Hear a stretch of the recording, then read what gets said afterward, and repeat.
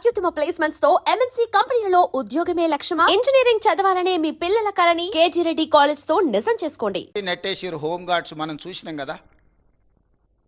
10 సంవత్సరాలు మీరే ఉండి మున్సిపల్ అయితే నిన్నటి వరకు మీరే. ఇప్పుడు లేటెస్ట్ ఎలక్షన్ జరుగుతుంది.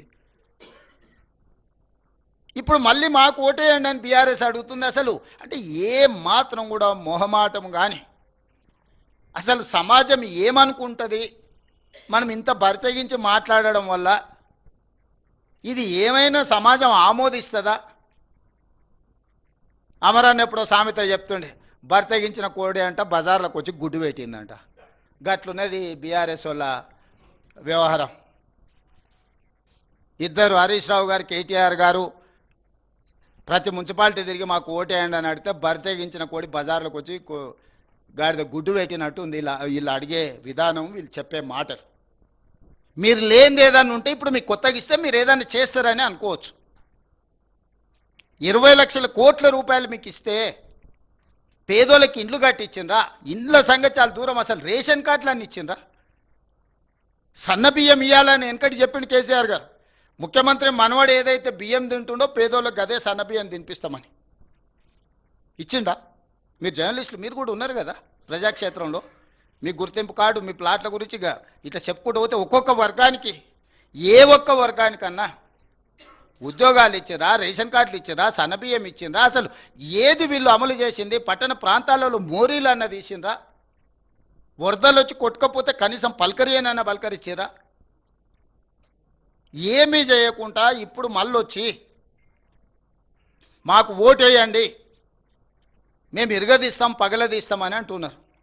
జెర్సేపటికి ఏంటన్నా ఒకరో ఇద్దరు గెలిచారు అనుకో. ఇప్పుడు కేసీఆర్ గెలిచిండు, ప్రతిపక్ష నాయకుడు అయ్యండి. ఎప్పుడన్నా సభకు వచ్చిండా? నాయకుడే అట్లుంటే కిందోళ్ళు ఎట్లుంటారు? రేపు వీళ్ళు వస్తారా మున్సిపాలిటీకి?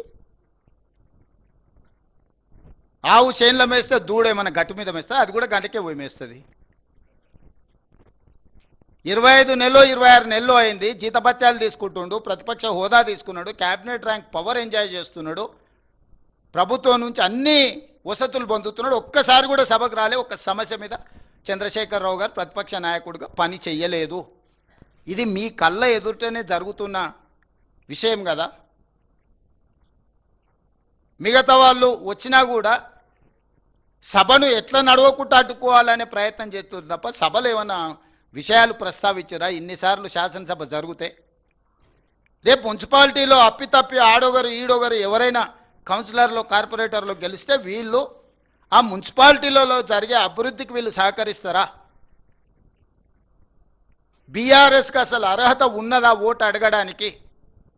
23లో అధికారం పోయి 24 పార్లమెంటులో గుండుసున్న వచ్చి 25లో సర్పంచ్ ఎన్నికలలో చావు తప్పి కన్నులొట్టబోయి ఈ పరిస్థితిలో అహంకారం, విషము, విద్వేషపూరితమైన ప్రసంగాలు, రెచ్చగొట్టే మాటలు స్థాయికి మరిచి చూస్తుంటే మా ఈగల్ టీంకు చెప్పాల్సి వచ్చేటట్టుంది.